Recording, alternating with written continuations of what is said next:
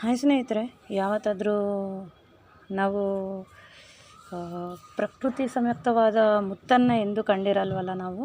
But ಈ ಪ್ರಕೃತಿಯಲ್ಲಿ ಉತ್ಪಾದಿಸಿರುವಂಥ ನಿಜವಾದ ಮುತ್ತಿನಂತೆ ಕಾಣುತ್ತಿರುವ ನನ್ನ ಸೇವಂತಿಗೆ ಗಿಡವನ್ನು ತೋರಿಸಲು ಬಂದಿರುವ ಇವತ್ತು. ನೀವು ನೋಡ್ಬೋದು ಎಷ್ಟು ಚೆನ್ನಾಗಿ ಕಾಣಿಸ್ತಾ ಇದೆ. ಇದು ಬಿಳಿ ಅಥವಾ ಹಳದಿ ಬಣ್ಣ ಅನ್ನೋದು ನನಗೆ ಪರಿಶೀಲನೆ ಇನ್ನೂ ಆಗಿಲ್ಲ, ಯಾಕಂದರೆ ಇದು ಬಿಳಿ ಬಣ್ಣ ಥರನೇ ಕಾಣಿಸ್ತಾ ಇದೆ. ಬಟ್ ಯಾವ ಬಣ್ಣ ಬರುತ್ತೋ ಇನ್ನೂ ನನಗೆ ಗೊತ್ತಿಲ್ಲ ಸರಿಯಾಗಿ. ಗೊತ್ತಾದ ನಂತರ ನಾನು ಮತ್ತೆ ಒಂದು ವೀಡಿಯೋನ ನಿಮ್ಮೆಲ್ಲರಿಗೂ ಪೋಸ್ಟ್ ಮಾಡ್ತೀನಿ. ನನ್ನ ವೀಡಿಯೋಸ್ ಇಷ್ಟವಾದಲ್ಲಿ ದಯವಿಟ್ಟು ಲೈಕ್, ಶೇರ್ ಆಗಿ ಸಬ್ಸ್ಕ್ರೈಬ್ ಮಾಡಿ. ಅದು ಮಾಡೋದ್ರಿಂದ ಕೆಲವೊಬ್ಬರಿಗೆ ಇನ್ನೂ ಜಾಸ್ತಿ ಜನರಿಗೆ ತಲುಪುತ್ತೆ. ಯಾಕೆ ಈ ರೀತಿ ಹೇಳ್ತಾ ಇದ್ದೀನಿ, ನನ್ನ ಉದ್ದೇಶ ಒಂದೇ, ಎಲ್ಲರೂ ಕಲಿಬೇಕು ಅಥವಾ ಸ್ಪೇಸ್ ಇರೋದನ್ನು ಯುಟಿಲೈಸ್ ಮಾಡ್ಕೋಬೇಕು, ಉಪಯೋಗ ಮಾಡ್ಕೋಬೇಕು ಅನ್ನೋ ಒಂದೇ ಒಂದು ಉದ್ದೇಶದಿಂದ ನಾನು ವೀಡಿಯೋಸ್ ತೆಗಿತಾ ಇರೋದು. ಯಾವುದೇ ಒಂದು ಸಂಭಾವನೆ ಅಂದರೆ ಯಾವುದೇ ಒಂದು ನಾವು ದುಡ್ಡನ್ನು ಆಶಿಸಿ ಮಾಡ್ತಾ ಇರೋವಂಥದ್ದಲ್ಲ ಇದು. ಕಲೆ ಮನುಷ್ಯನಲ್ಲಿ ಕಲಿಬೇಕಾದದ್ದು ತುಂಬ ಇರುತ್ತೆ.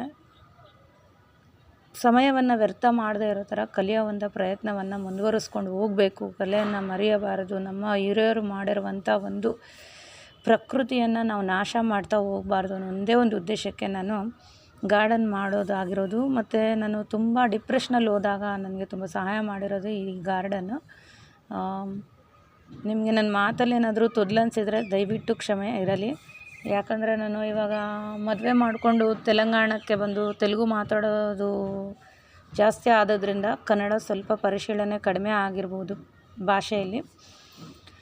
ಭಾಷೆ ಏನಾದರೂ ತಪ್ಪಾಗಿ ನಾನು ಮಾತಾಡಿದ್ದ ಸಮಯದಲ್ಲಿ ಕ್ಷಮೆ ಇರಲಿ.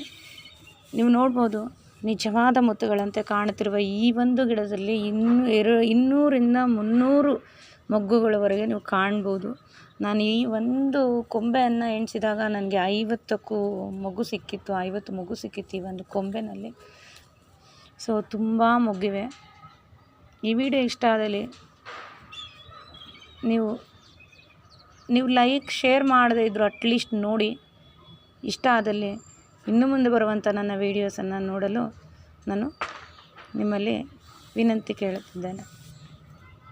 ಧನ್ಯವಾದಗಳು.